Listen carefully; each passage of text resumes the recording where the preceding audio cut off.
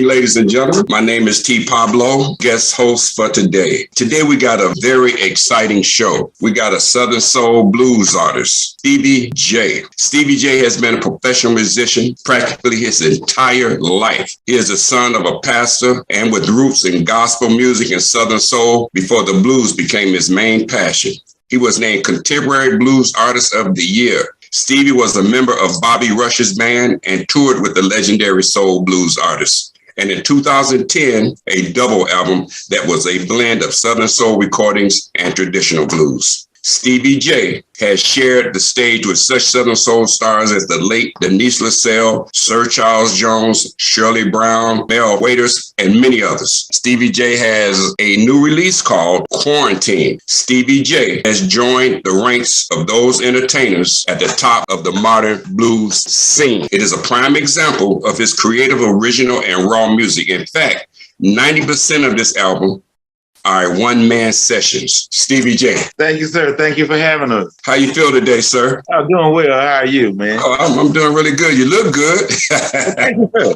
Same to you. My first question, because people want to know, where are you from and what schools did you attend? I'm from Jackson, Mississippi. I was born in Cleveland, Ohio. My father was a pastor, and his pastor moved him to Jackson, Mississippi when I was about 6 months old. I was breaded and buttered in Jackson, Mississippi.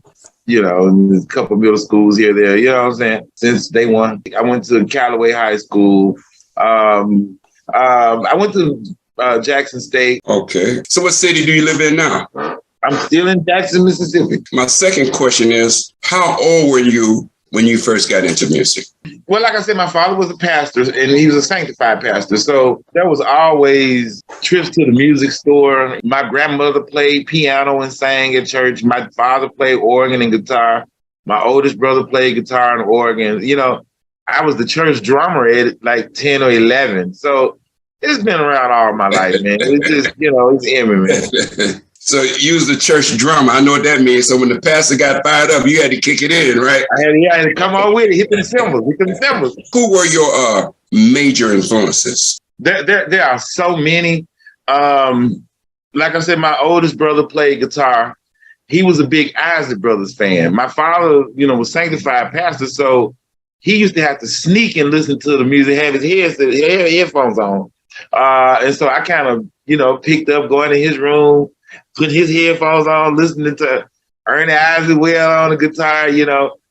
So anybody from the Isaac Brothers, Sugar Hightower from Slim and the Supreme Angels, as you know, as guitarist, Dwayne Watkins from the Canton Spirituals. These were people that I saw all the time. Paul Porter, Christian Ayers was a hell of a guitar player. When I was a little boy, you know, I was growing up in the 80s and he was a hell of a guitar player, you know. And then as I got older, I started to listen to people like Norman Brown, Paul Jackson Jr., Larry Carlson, and just kind of developing that in with the home sound, with, you know, like the B.B. King and the Albert King, you know, Albert Collins. And when you hear me, you hear like a fusion of those people, George Benson, you know, you hear a fusion of those tones. I don't play like any of them, but those tones, you know. Yeah, that Larry Carlton and you said Larry Carlton and Norman Brown. And that's where you got them chops at, right? Yeah. That's, you know what I'm saying, the chops, you know, in the tones, man. Yeah, man. Yeah. All right. So do you write and produce your own music? Yeah.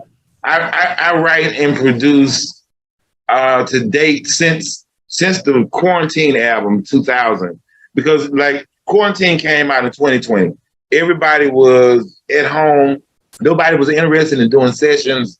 We really had nowhere to record. You know, I bought software and I started learning how to engineer my sessions. I've been producing music, but I always worked with another producer or producer and an engineer, or we would do swap work where somebody give me a track, I do some guitar work, you know, that kind of thing.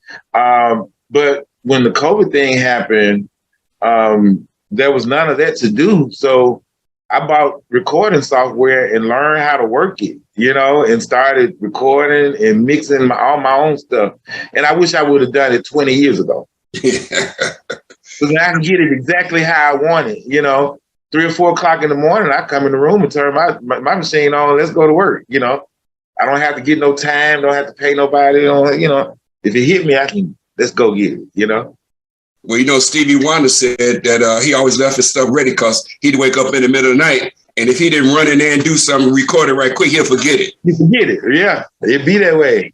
Bobby Rush, man, if you ever ride around with him, he'll be riding and he'd have a little small tape recorder about as big as the palm of your hand, and he'd be speaking in that tape recorder and driving, but he'd be recording his lyrics that come to his head, Absolutely. He's done that for years. Now, do you write for others and produce others? Yes, I have. I've been getting into that lately. To date, I did 4 songs on Isaac Lindsay. The 4 songs that kind of introduced him into the soul blues game, we did they were all remakes. So we did like a Tyrone Davis remake, a Joe Simon remake, Bobby Blue Bland remake, as well as I've arranged and produced some stuff for Sir Charles Jones, Stephanie Pickett, Wilson Meadows. So yeah, I've kind of dabbled and dabbled a little bit. Yeah.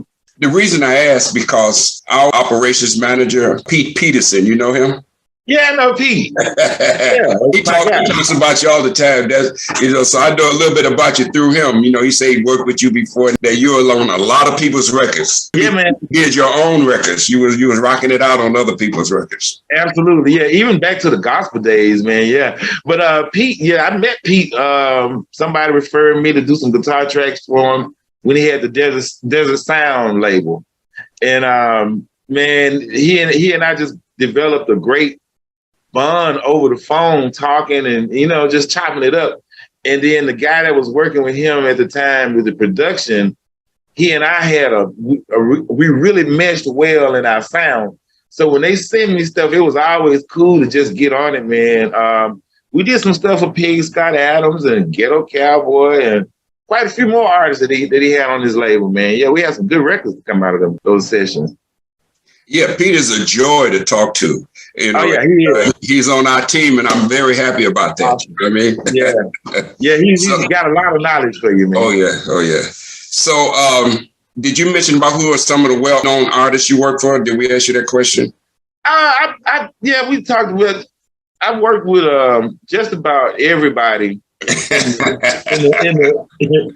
the quartet gospel realm throughout the 90s. The Mighty Clouds of Joy, Shirley Caesar, Jackson Southerners, Williams Brothers, even Can Spirituals, played on that stage a couple times, And then when I came to the blues world, Bobby Rush was the first artist that I played for over here, and the local artist Pat Brown. And then that led to playing with Wendell B. and Omar Cunningham. Oh, you just passed. Yeah, rest in peace, Wendell. Yeah. I got a chance to work with Wendell in his early years of coming into the Southern Soul market. He and I worked for a couple of years together. I was, putting bands together for him, as well as Omar Cunningham, Vic Allen, TK Soul, Mel Waiters, Shirley Brown. The list. Floyd Taylor. Is at the point now where the blues has superseded my track record in gospel, my bio in the gospel. So it's kind of hard because there's be some cats I'm gonna forget and leave out, Billy Soul Buns, what I'm saying? It's just so many of them cats, Well, you the man now. You the man. This just came in. I just got a question from one of your fans, and they want to know, lady, you don't have to answer this question if you don't want to. Okay. She wants to know if you're married and how many children you have. I am a divorced father of 3 children, an empty nester. I've been divorced probably longer than I was married. So, but 3 grown children, all of them grown and gone. She just asked me, will I introduce her to that sexy chocolate? Look, follow me on Facebook, Stevie J. We will be right back after this station identification. You're watching Where Are They Now with your host, Kayla B, right here on Detroit Hot Television.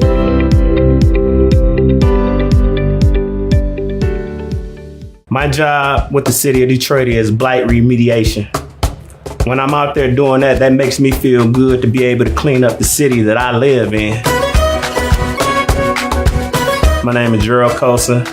I got interested in Skills for Life because it was a stepping stone for me to get in different programs, electricianal program, CDL, heavy equipment, masonry. Skills for Life is not just work, it's also educational. The Skills for Life process is you come here and you take tests. You got to get your grade level up to a certain standard just to participate. Both parts of Skills for Life help me to become a better individual, help me tighten up in areas that I'm lacking in. Because of Skills for Life, my future look promising.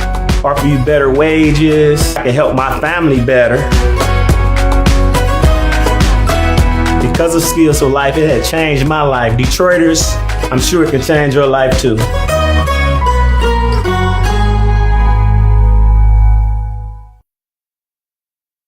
Detroit's digital radio station for a new generation.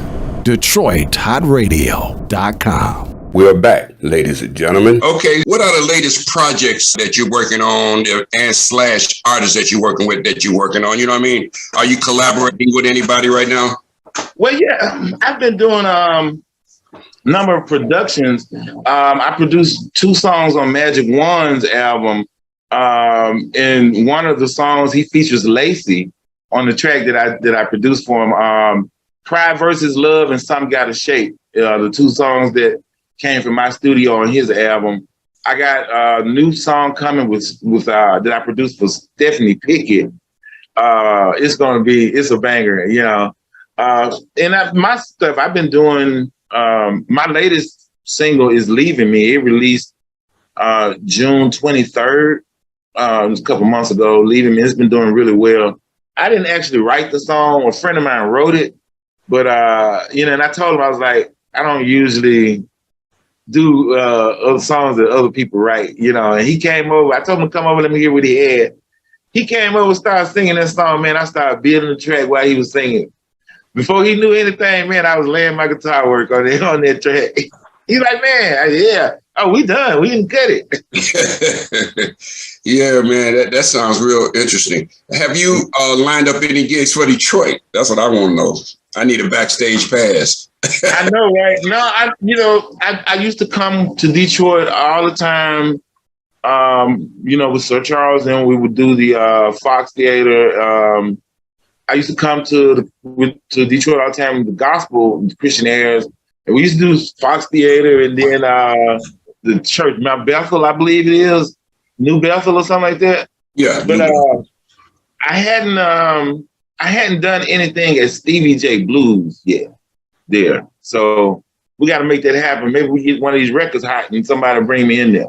For real. That New Bethel is Aretha Franklin's dad's church. Absolutely, yes. Yes, we used to play there. That was the spot that we would play. They used to have quartet shows on Sundays. And I remember coming there for years, man, playing in that church. Yeah. We actually played Aretha Franklin's gospel show in Detroit when she had the Christian airs and Yolanda Adams. Yeah. And I met Judge Mathis there. That was so cool. Yeah, but we're talking years ago now. Okay, now, one of your old songs was my favorite. We Come Here to Party. Come Here to Party, yeah. With Sir Charles. Yeah, Sir Charles shot and directed that video for me. Yeah, that's what the liner notes say, yeah.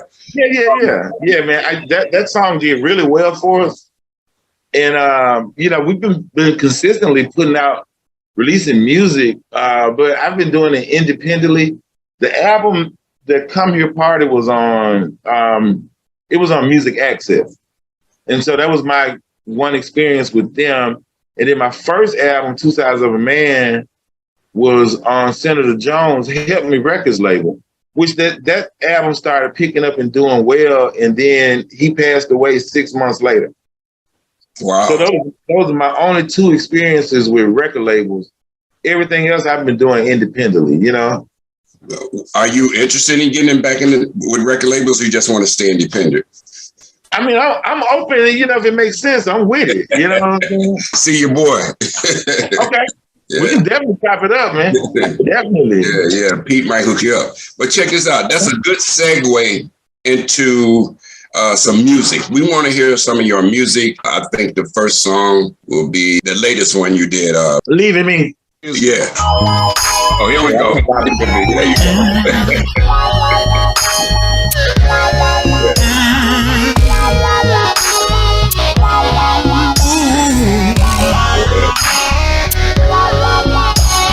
I called my wife, packing her bag. She said she's leaving me and don't want nothing that I have. She said I'm leaving the kids.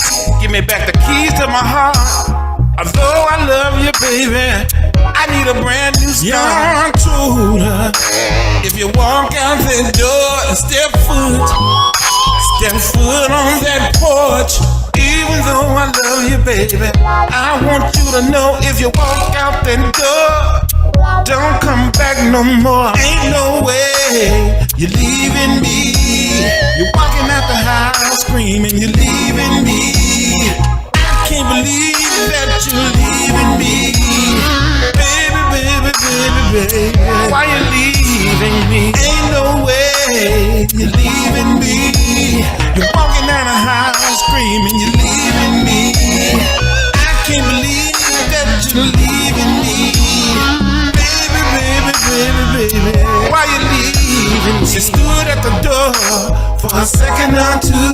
Y'all, she told me she done thought it all through. The love that we had just ain't the same no more. Can't stay.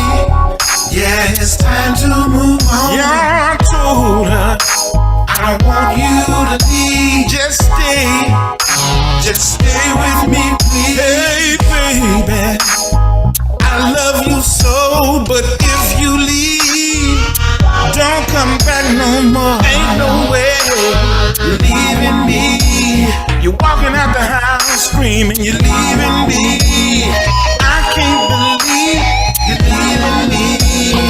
Baby, baby, baby, baby, why you leaving me? Ain't no way you're leaving me. You're walking out the house screaming, you're leaving me. I can't believe you're leaving me. Baby, baby, baby, baby, why you leaving me?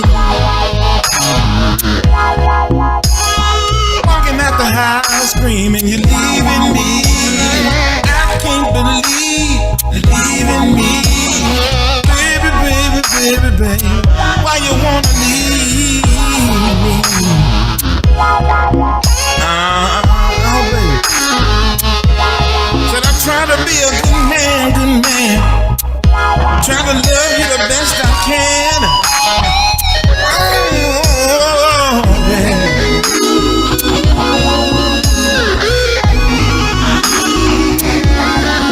Don't do it, baby.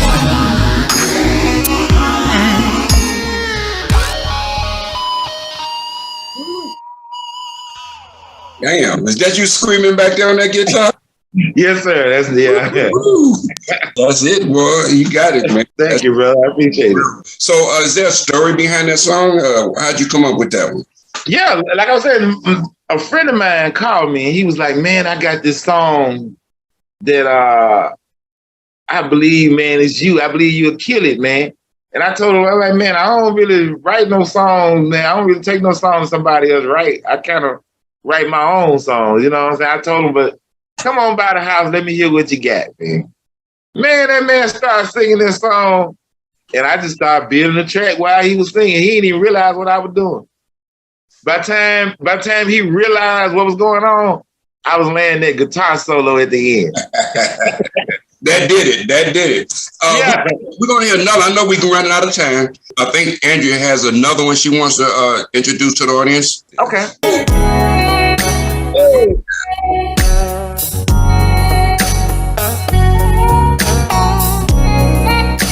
Oh, baby.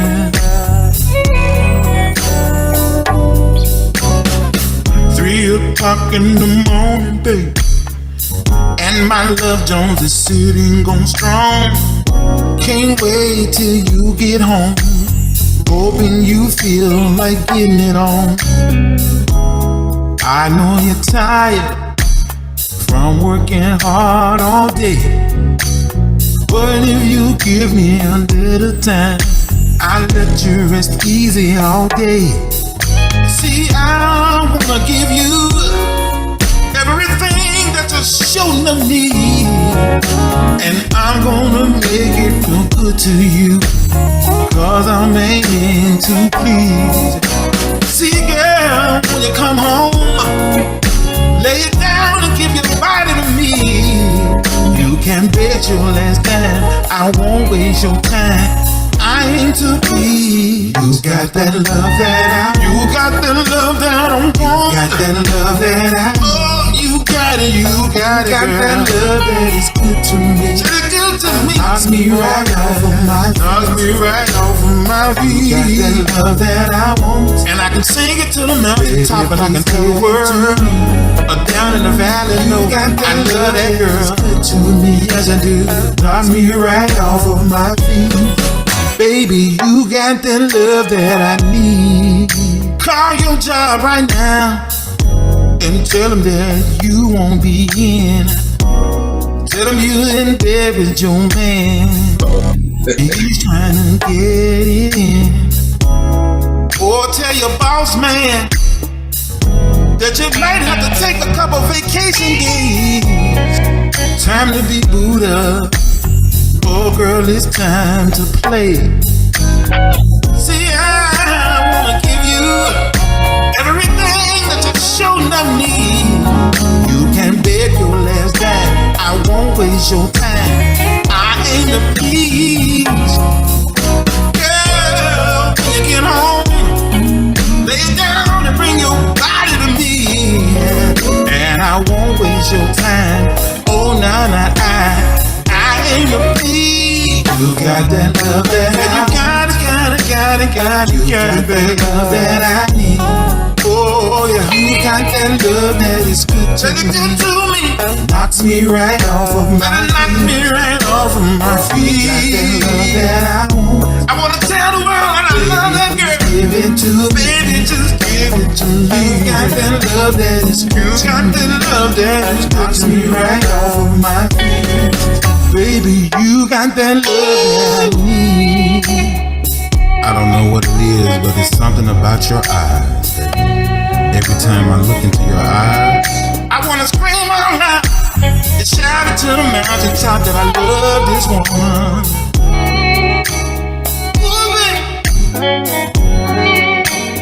Oh, oh, oh. You got it, baby, you got it, yeah.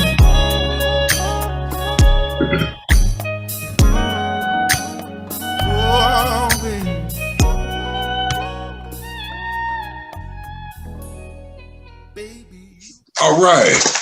Yes, sir. It's only one other guitar player that I know that can blow, and that's George Benson. Okay. You rocking. You're a good singer now. You got it going on, brother. I love that music. We're almost down to the end of the show. Okay. And, we always like to ask seasoned artists like yourself for some advice for young aspiring artists, what they should do, and give them some advice. Is there any advice you'd like to share with them? We'd love to hear it. Yeah, I would like to say, first and foremost, be careful how you treat people, especially people that you don't know. You never know you never know who you're talking to or who you're standing beside while you're standing beside them. So always keep yourself in artist mode, humble mode, and always let people know what you got going on, because you may be standing by somebody that can help you. That's good. And that's the truth.